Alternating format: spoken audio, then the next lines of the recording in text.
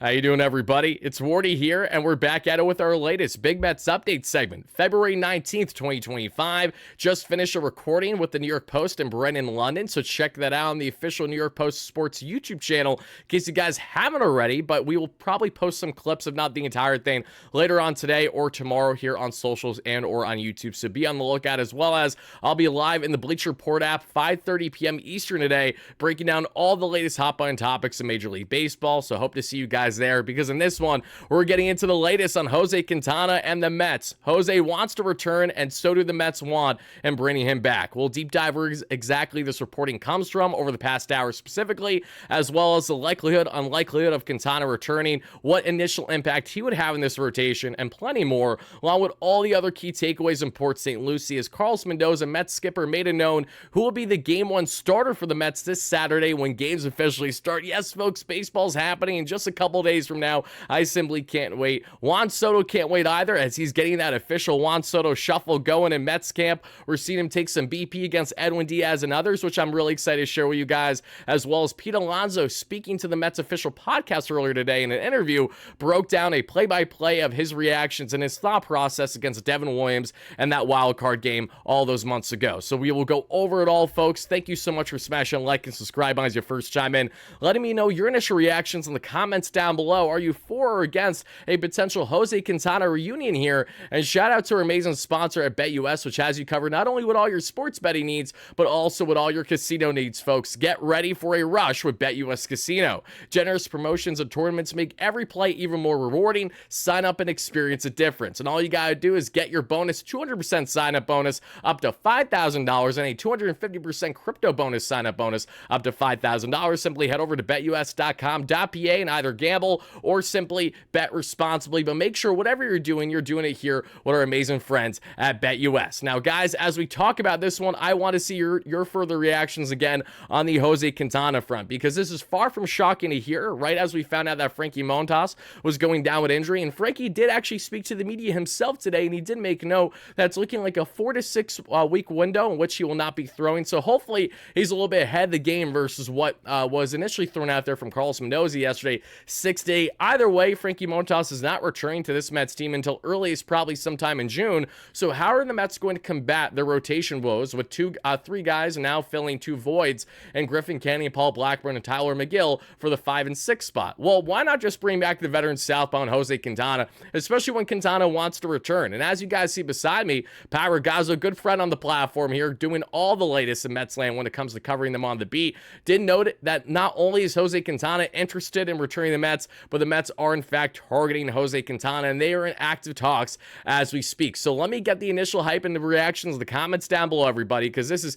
obviously encouraging news to initially see, and we're going to pull up Quintana's numbers right down here. What was another very respectable campaign for the veteran southpaw this past season, and what initially felt like his final year in Queens, maybe not the case now, everybody, because not only did Pat Ragazzo initially report this, but we did see from Francis Romero, who is he was a Hispanic reporter there who has been doing a great job over the past couple off seasons. He did make note that not only are the Mets and the market of Jose Quintana, but so are the Padres, as well as a couple other teams. A lot of teams like a veteran southpaw that can be innings eater for you in your rotation right away. Jose Quintana fits the mold, and now without Frankie Montas, there is a greater fit now more than ever. And we did also just see from the New York Post themselves over the past 24 to 48 hours making note, and I believe this was Mike Puma, stating how Jose Quintana has had a continued interest and wanted to return to this Mets team. But the problem is they initially pivoted to Frankie Montas, which is exactly why Quintana hasn't returned at this point. And I just got to say, first and foremost, guys, it is tremendous to see Luis Severino, Sean Manaea, Jose Quintana. What do all these guys have in common? They're all starters that hit the Frazier market that wanted to return to the Mets. The only reason why Severino didn't return to the Mets is because he got the largest contract in Sacramento A's history now. And even though I realize that that's still a small contract in retrospect to other things, he got a bag that the Mets weren't going to be giving him, understandably so. Jose Quintana, I honestly thought was going to sign with a team by now, but he's still available after putting up a sub-4 ERA, a 3.75 ERA season, as a matter of fact, across 170 innings for this Mets team. That's very impressive. Then you think of Jose Quintana down the stretch as well. His final 6 starts of the year, so he was absolutely nails for this Mets team for the most part, heading into postseason play. And it's not a shock that he's had an interest in returning to this Mets team after how things fared this past year. He had a very injury-riddled year there in 2023, sadly, but 2024, like the Mets as a whole, he really blossomed big time, even as a veteran. You know, and a veteran like Carlos Carrasco, a guy who honestly isn't getting any younger, but has higher upside than a guy like Cookie at their respective ages now. And yes, I know that fastball that can be a meatball, but when you have the off-speed and breaking pitches that Jose Quintana has to work within his arsenal, he tends to make great things happen, and he made proper adjustments throughout the course of the 2024 season, which further warrants a reunion here, in my humble opinion, and the opinions of many, including David Stearns, Steve Cohen, and the Mets themselves, it appears. You know, I'm all for reunions that make sense, which is why I still do think Jose Iglesias has a path to this Mets team, which simply means Nick Madrigal would not make the club. That is the simple, push him over here, bring Jose back in, and go from there. I understand it's easier said than done. I also understand that we beat that drum plenty, so I'm not going to go on a tangent there. Check out previous content in case you guys haven't already. But on the Jose Quintana front, the fact that pretty much every player not named Harrison Bader wanted to return in the Mets this past year. Maybe Bader had a level of interest, but I also think it was abundantly clear to Harrison and to the Mets that he would not be returning after his limited role, as Tyrone Taylor was the better of the two down the stretch in 2024. And then you also add in the obvious note on Harrison Bader that he wants playing time, and he will be in a further limited role. And this is a guy that was on public record with the New York Post last year, kind of disgruntled in the first half of the year with how he was platooning things with Tyrone Taylor. It didn't make too much sense to him. We'll fast forward to today now, and Harrison Bader is now going to be in the outfield of, I believe, the Minnesota Twins, whereas the Mets will be going with their tandem in Jose Siri and Tyrone, which we're very happy about when it comes to both of them, not just one of them. This is yet another day where I'm doing my video. My one hair is just bothering me a little bit more than it should, so I apologize for that. But Jose Quintana fits the bill for this Mets team. It goes without saying. And after having 31 starts this past year, I know the expected numbers aren't sexy. North of a ERA, a full run higher than his expected ERA this past year. But it's fine if he has Lady Luck on his side with that Mets infield and Francisco Lindor. All we need Jose Quintana is to come in and be the innings eater that he has been the past couple of years, and really what he's been consistently throughout his entire career. I think when you look at the ability to sign Jose Quintana to a one-year contract there, maybe with a second-year option that benefits the Mets and not so much Jose, and an AAV that makes sense. Listen, the fact that Quintana is still available, the Mets may be able to really luck out here and get him at north of $10 million and let that be that. What his price point is going to be in the end will be interesting. I think maybe I'm being way too conservative on the 10 million front for a guy that he's probably looking at the rest of the market around him. And when Frankie Montas is getting 17 plus million per year and with a second year player option, mind you, he probably wants at least some more money in that range. So, okay, having said that, maybe Jose Quintana lands with the Mets on a 1 year,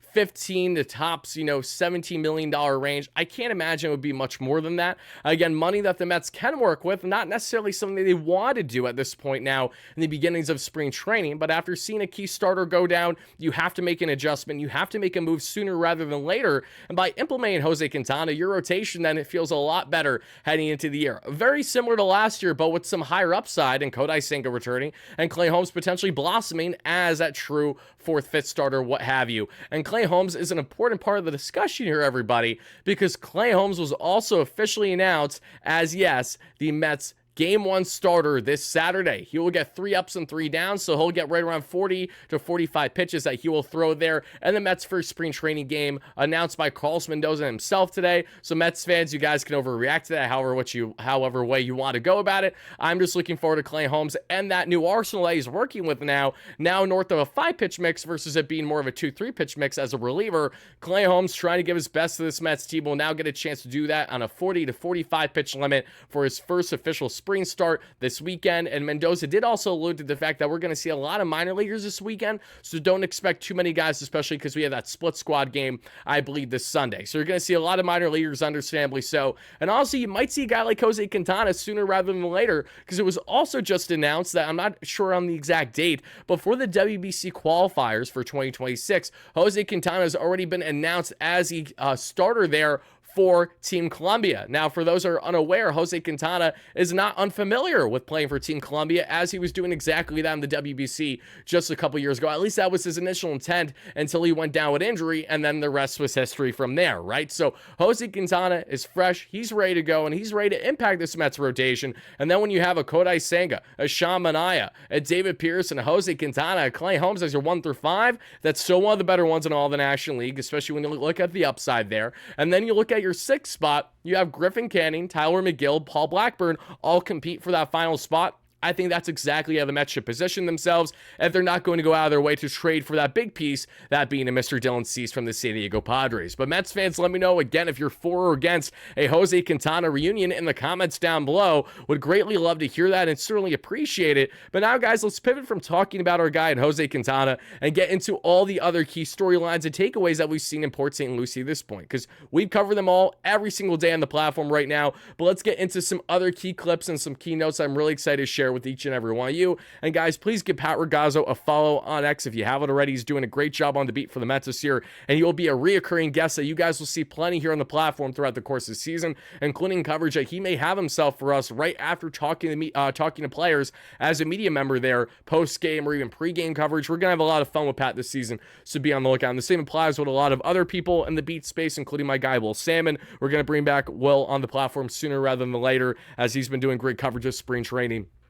And guys, I'm just going to go through a flurry of things now, because now that we talked about Holmes, we talked about Quintana, I really just want to go through further reactions on the key takeaways so far this spring. And we're just going to scroll through my Twitter timeline together, how I have everything positioned, because we got, again, Juan Soto taking some just absolutely sexy BP, and I'm going to let you guys listen in on how good this BP is. The crack of the bat is just simply chef's kiss.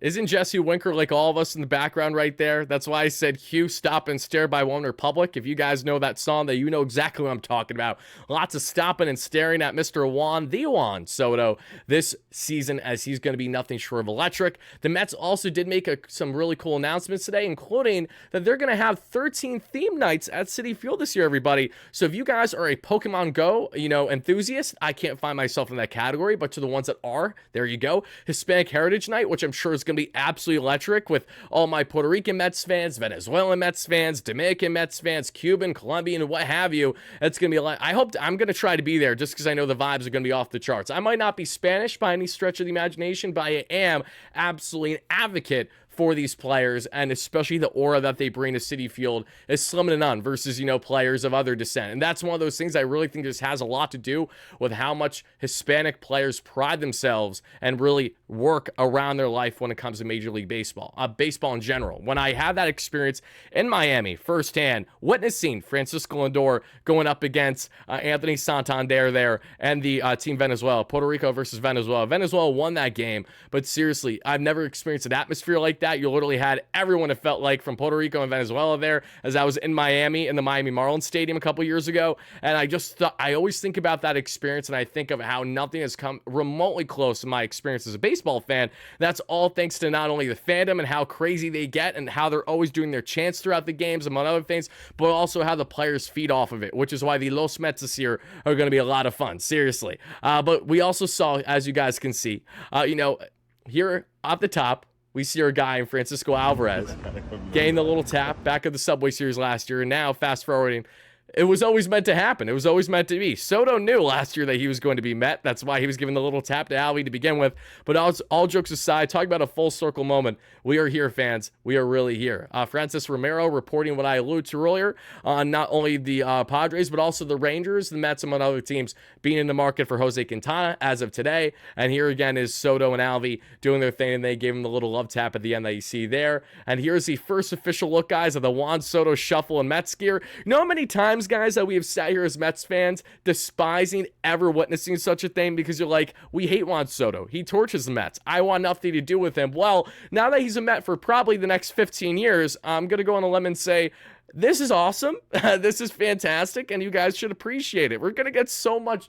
The entire rest of the NL East is going to be in shambles for years to come. Just think about how Washington Nationals fans are going to be absolutely distraught. Right as they're finally on the up and up of being a wild card team beginning this season, those key pieces that helped them become a wild card team are now going to go toe-to-toe against the guy that they had to trade when they didn't want to begin with, and Juan Soto. So, Mike Rizzo, get ready, buddy. You're going to have to deal with your worst enemy in Soto for the next 15 years. Then you got the Acuñas going on there with the Braves. You got the Harpers of the world with the Phillies. You got this entire NL East battle. It's going to be an absolute dogfight. And as David Stern said himself in a great interview with Meet at the Apple Mets official podcast yesterday, shout out to them, he did break down how, you know, this is a locked-in low division. As much as I love our Mets, I'm not going to sit here comfortably and say that we're going to win the division. The Braves are really good. The Phillies are really good. The Nationals are pesky. So we know that this is going to be far from a guarantee in how the Mets perform this year. They're going to have to go out there once again, not only show it, but really prove it. Here we see Edwin Diaz striking out Francisco Lindor and BP today, and also getting Juan Soto to first pitch swing as he flies out deep to left field there. I don't want to see Juan Soto first pitch swing, but I'm also not going to critique the guy much when he is without question the best batter that is now a part of this Mets lineup for years to come. And Edwin, again, just fantastic ramp up. He's looking really sharp this spring. He's already sitting 96 plus miles per hour per Mets skipper Carlos Mendoza, in case you guys are unaware. I also did want to make note because 3+ hours ago we had my guy Johnny, and I'm going to butcher his last name, but we all know Johnny here. He does play-by-play for the Mets. You know, he is our Hispanic play-by-play guy there for the Mets. He's been doing a great job. He did post this earlier, Jose Quintana Mets uniform, pretty much alluding on how a reunion is essentially going to happen. He also was the man to note that Jose Iglesias would be meeting with the Mets this past weekend, or at latest Monday. Whether that held true or not, I'm not exactly sure. Maybe he got what he heard wrong with John Heyman having to sit down with Jose Iglesias. They had a lunch together this weekend. Regardless, though, something to make a note of as we await to find out if Jose Quintana will return. And Mike Puma was the initial guy to report that, as I alluded to, said that he wanted to return the Mets, but, you know, they went a different direction with Montas. And as you guys can see here, Frankie talked to the media today. And he said he's definitely pretty frustrated about the shutdown. Let's actually hear further remarks from Frankie right now. What's the frustration level now? Yeah, it's definitely a lot of frustration because I was feeling really good over the winter. You know, I had a smooth off season. You know, a healthy off season, I'd say. You know, and to come here and have that happen, you know, it's definitely kind of it's a bum now, you know. So, like I said, Frankie did say that he unfortunately sustained the grade 3 lat strain in his first bullpen session with the Mets this spring. So yeah, literally the worst start possible. That he even said it himself. Not ideal to begin your tenure with a team by getting a PRP injection. That means shut down for at least a month, 2, if not multiple. And I will say, Frankie again did change the timeline slightly, at least from the initial report. It's 6 to 8 weeks. He's a bit more conservative here. 4 to 6 weeks. Yeah, 4 to 6. Yeah. So we'll see if that holds true or not, everybody. But we also did see some awesome stuff happen at Mets camp. Brandon Nimmo, Brandon Sproat, and many other Mets were hanging out there as they were participating in the Special Olympics, as they had, participants from the Special Olympics rather partake in Mets Port St. Lucie yesterday. I think my biggest takeaway on this interaction was that clearly Brandon has built relationships with some of these guys, because I'm sure that this has been a yearly thing to a degree where they're interacting with people from the Special Olympics and just, you know, different groups in general, not only people, you know, that are, Special Olympics group, people that have, you know, varying, especially when we think of veterans with disabilities, among many other things. Brandon is always as selfless as they come, and no matter who you are, no matter your status, it doesn't matter. He always treats you the same, and that's why Brandon Nimmo is literally one of the best people, not only Major League Baseball, but just one of the best humans on earth. Such a selfless human being I can't say enough great things about. Same way I can say a lot of great things about our Dominican Mets here. We got Juan Soto playing with the bald head of Starling Marte there, Jose Sirius giggling it on, and just a lot of other awesome key takeaways. More Juan Soto BP that we saw this past day, just absolutely ripping piss missiles. Here's Jose Siri, who again some Mets fans thought would not get a good relationship going with Juan Soto, far from the truth, as we see here, and he's absolutely having a blast. And Francisco Alvarez, who is a youngin in the group, is chopping up with them. Tyrone Taylor's just trying to be part of the party, so he's in there too. But the Mets are working on that team chemistry fast, and it's awesome to see. AJ Minter and David Pearson working on their bullpen that we saw as of yesterday. Minter's hoping to be ready for opening day. David Pearson locked and loaded. Hopefully a big, healthy 162 for him after not starting the year with the Mets until right around June, coming back from his hip surgery a year ago. This clip was really awesome. Francisco Lindor and Juan Soto playing together there. And something I did want to make note of was the fact...